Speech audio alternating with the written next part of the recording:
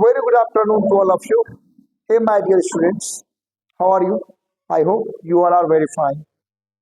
Dear, हमने already physics में measurement पढ़ा है और अभी मैं आप लोगों को ग्राफ के बारे में बता रहा था। मैंने कल आप लोगों को इक्वेशन ऑफ मोशन बताया। मैंने आप लोग को mathematically equation of motion proof करके बताया था। मैंने आपको बताया कि 3 इक्वेशन ऑफ मोशन आपको पढ़ने हैं, जिसमें मैंने आपको कहा था कि मैथमेटिकली प्रूफ करना होगा। If possible please close the door bank. मैंने आपको कहा था कि इक्वेशन ऑफ मोशन में हम लोगों को ग्राफिकली भी प्रूफ करना होगा। अभी हम लोगों ने मैथमेटिकली प्रूफ किया है। तो कल मैंने ग्राफ के बारे में आपको बताया भी था। मैंने आपको कहा भी था कि ग्राफ जो होते हैं वो जनरली रिप्रेजेंटेशन होता है 2 रिलेटेड डाटा का, जिसमें मैंने कहा था एक्स एक्सिस और वाई एक्सिस। एक्स एक्सिस पे हम लोग हमेशा इंडिपेंडेंट डाटा को लेते हैं और वाई एक्सिस पे डिपेंडेंट डाटा को लेते हैं। जैसे मान लिया जाए टाइम है, टाइम की पीरियड्स को हम लोग कभी भी चेंज नहीं कर सकते हैं, तो हम लोग टाइम हमेशा एक्स एक्सिस पे ही लेंगे। और टाइम से रिलेटेड कोई भी पॉइंट्स है, जैसे डिस्टेंस है, वेलोसिटी है, स्पीड है, एक्सेलेरेशन है, उनको बोलो थोड़ा धीरे करेंगे, एक्सेलेरेशन है, उन सबको हम लोग वाई एक्सिस पे लेंगे। तो ये चीज़ हमेशा ध्यान रखना होगा कि डाटा 2 तरह का होता है, डिपेंडेंट और इंडिपेंडेंट। सभी डाटा एक दूसरे से रिलेटेड होता है, और जब भी ग्राफ हम रिप्रेजेंट करते हैं तो रिलेटेड डाटा को ही रिप्रेजेंट करते हैं। आज हम लोग जो अभी टॉपिक स्टार्ट करेंगे, हमारा अपना टॉपिक जो होगा वो होगा graphically representation of equation of motion. Graphically representation of equation of motion. तो डियर, मैं आप लोगों को ग्राफिकली रिप्रेजेंटेशन में जो रिप्रेजेंट करने के लिए जो मैं बताऊंगा, मैं आपको कुछ इस तरह से बताऊंगा। Just a minute.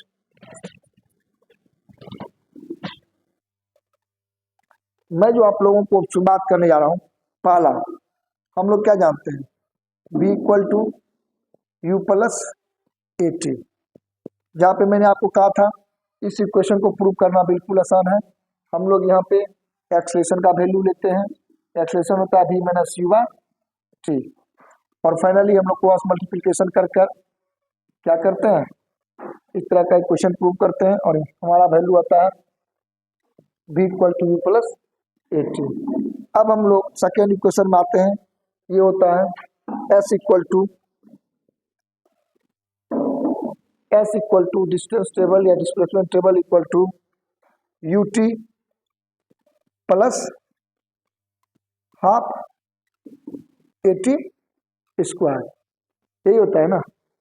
और थर्ड में आता है हमारा v square equal to u square plus 2as। तो अब मैंने आपको पहले भी कहा था कि फर्स्ट इक्वेशन को प्रूव करना बिल्कुल ही आसान है। एक्सेलरेशन के फॉर्मूला पे चले जाओ। सेकेंड इक्वेशन को भी प्रूव करना आसान है। क्यों? क्योंकि s यानी डिस्टेंस टेबल इक्वल टू क्या होता है, एवरेज वेलोसिटी इनटू टाइम। जहाँ पे मैंने क्या कहा था, ये इक्वेशन हमेशा यूनिफॉर्म वैल्यू के लिए यूज किया जाता है, और यूनिफॉर्म वैल्यू में एवरेज वेलोसिटी क्या होता है, v plus u by 2 into t. कहानी खत्म है। इसी तरह से हम वैल्यू को इसमें v के जगह पर v का वैल्यू हम पुट करेंगे इक्वेशन 1 से, ठीक है। और सेकेंड इक्वेशन में हम लोग t का वैल्यू पुट करेंगे इक्वेशन 1 से, यानी थर्ड इक्वेशन को प्रूव करने के लिए। अब इसी चीज को हम ग्राफिकली रिप्रेजेंट करेंगे। ग्राफिकली रिप्रेजेंट करने के लिए क्या होता है, प्लीज मिटाने के लिए देखो। ग्राफिकली रिप्रेजेंट करने के लिए क्या होता है, हमें कुछ चीजों को समझना होगा। ग्राफिकली रिप्रेजेंटेशन के लिए आपको कुछ चीजों को समझना होगा। क्या समझना होगा? सबसे पहले देखो, ये हो गया हमारा वाई एक्सिस, ये क्लियर है। ये हो गया हमारा एक्स एक्सिस। इस दोनों पॉइंट को मिलता है जिसे हम कहते हैं ओरिजिन। ये पॉइंट हमारा हो जाता है ओरिजिन, ठीक है। अब हमने कहा दो तरह का डाटा होता है, इंडिपेंडेंट डाटा और डिपेंडेंट डाटा। इंडिपेंडेंट डाटा जब भी आएगा वो हमेशा आएगा एक्स एक्सिस पे, और डिपेंडेंट डाटा जब भी आएगा वाई एक्सिस पे। अब देख लो, मान लो यहाँ टाइम है और यहाँ पे डिस्टेंस है, ठीक, ये टाइम और ये डिस्टेंस है। अब यहाँ पे मैंने कहा था कि टाइम और डिस्टेंस, जैसे मान लो यूनिट कर लेते हैं 1 2 3 4 5, यहाँ भी कर लेते हैं 1 2 3 4 5, यहाँ कर लेते हैं किलोमीटर में और यहाँ कर लेते हैं टाइम को मिनट में। अब मान लो इस तरह से हमारा एक वैल्यू रिप्रेजेंट करता है, कुछ इस तरह से हमारा वैल्यू बनता है। मैंने ग्राफ को रिप्रेजेंट करने की कोशिश की है, मैं भी ग्राफ के फॉर्म पे नहीं जा रहा हूँ, मैं बता रहा हूँ आपको। अब देखो, इस कोऑर्डिनेट्स को जो लाइन ज्वाइन करवा रहा है, ये लाइन सारे कोऑर्डिनेट्स को एक लाइन ज्वाइन कर रहा है, इस लाइन को हम लोग कहते हैं स्लोप। क्या बोलते हैं? स्लोप। और स्लोप का जो फॉर्मूला होता है वो होता है y बाय एक्स। ये आपको मैथ में पढ़ना पड़ेगा, y एक्सिस बटे x एक्सिस। अब y एक्सिस क्या है? यहाँ पे y एक्सिस हमारा डिस्टेंस है और x एक्सिस क्या है? x एक्सिस क्या है? टाइम है। तो यानी ये स्लोप क्या हो गया? डिस्टेंस बटे टाइम, यानी स्लोप का नाम हो गया स्पीड। इस स्लोप का नाम क्या हो गया? स्पीड। हम लोग इसे डिस्टेंस टाइम ग्राफ कहेंगे। मान लो अगर यहाँ डिस्प्लेसमेंट लेता तो ये हो जाता वेलोसिटी, अगर यहाँ पे वेलोसिटी ले लेते हैं तो ये हो जाएगा एक्सीलरेशन, वेलोसिटी ले लेते हैं तो ये हमारा हो जाएगा एक्सीलरेशन। तो कुछ इस तरह से हम ग्राफिकली रिप्रेजेंटेशन में भी अपने आप को तैयार करेंगे। यानी हमें ये समझना होगा x axis y axis, slope coordinates को मिलाने वाला लाइन है, स्लोप का वैल्यू जो होता है वो y बाय एक्स होता है, और फिर जो हमारा ग्राफ होता है वो स्लोप को भी, उस स्लोप को भी रिप्रेजेंट करने के लिए हमें बताता है। तो मान लो डिस्टेंस टाइम है, स्लोप स्पीड, वेलोसिटी टाइम है, स्लोप एक्सीलरेशन, इसी तरह का हमारा ये काम चलता है। अब हम लोग ग्राफ पे आते हैं। अब देखो, ये तो आपको पता है ना कि हम जो ग्राफिकली इक्वेशन प्रूव करेंगे, ये जो इक्वेशन है वो फिक्स है कि यूनिफॉर्म वैल्यू के लिए ही होगा। अब क्या दुनिया में ऐसा कोई चीज है जो बिल्कुल शुरू से यूनिफॉर्म है? अगर मान लो कोई ट्रेन है, स्टेशन पे रुका, तो खुलते के साथ वो यूनिफॉर्म मोशन कंटेन करेगा? नहीं, वो खुलते के साथ, वो ओपन होते के साथ यूनिफॉर्म मोशन कंटेन नहीं करेगा। तो इन चीजों को हमें ग्राफ पर दिखाना होगा, इन चीजों को हमें ग्राफ पर दिखाना होगा कुछ इस तरह से। अब ये देखिए, ये हमारा हो गया y एक्सिस और ये हमारा हो गया x एक्सिस। तो ये हमारा हो गया टाइम और ये हमारा हो गया, मान लेते हैं, वेलोसिटी। लेकिन हम जहाँ पे हैं, हम जहाँ पे हैं उन चीज़ों को प्रूव करने के लिए हमें यूनिफॉर्म कंडीशन क्रिएट करना होगा। कैसा कंडीशन क्रिएट करना होगा? Uniform condition. बिना यूनिफॉर्म कंडीशन क्रिएट किए हम लोग ये इक्वेशन प्रूफ नहीं कर पाएंगे। लेकिन इस ग्राफ में अगर हम जीरो से शुरू करते हैं तो तुरंत हम यूनिफॉर्म कंडीशन को पकड़ नहीं पाएंगे। तो इसके लिए हमें क्या करना होगा? एक सिस्टमेटिक प्रोसेस करना होगा। हम मान लेते हैं, हम यहाँ ए से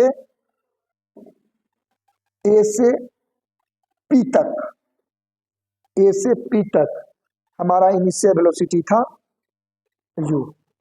ए से पी तक हमारा इनिशियल वेलोसिटी क्या था? u।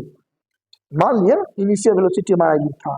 अब फिर p से हम कंटिन्यू फाइनल वेलोसिटी मेंटेन कर लेते हैं, क्योंकि जब ट्रेन खुलेगी तो थोड़ा समय तो लेगी ना। राजधानी हो या वंदे भारत एक्सप्रेस हो, इससे कोई मैटर नहीं करता, या एरोप्लेन हो, उससे मैटर नहीं करता। क्या वो तुरंत अपने आप को यूनिफॉर्म कंटेन करेगा? इनिशियल कुछ ना कुछ होगा। तो हमने मान लिया ओ से पी तक हमारा इनिशियल वेलोसिटी हो गया u। तो स्वाभाविक सी बात है, यहाँ भी टाइम टेकन तो होगा ही, तो टाइम टेकन को मान लेते हैं t, क्योंकि t था तो t ही मान लेते हैं। अब फिर हमारा p से हम लोग अपने आप को यूनिफॉर्म मेंटेन करते हैं। तो आपको पता है, ये स्लोप अगर इस तरह के स्ट्रेट लाइन को शो करता हो तो वो हमारा यूनिफॉर्म, हमारा जो डाटा था या हमारा जो ग्राफ है वो यूनिफॉर्म है, जो वैल्यू हम यहाँ को रिलेट कर रहे थे वो यूनिफॉर्म है। तो इसके बाद पी से हम लोग अपना वेलोसिटी यूनिफॉर्म कर लेते हैं, यानी कि पी के बाद हमारी वैल्यू क्या हो जाएगी, हमारी वैल्यू हो जाएगी भी।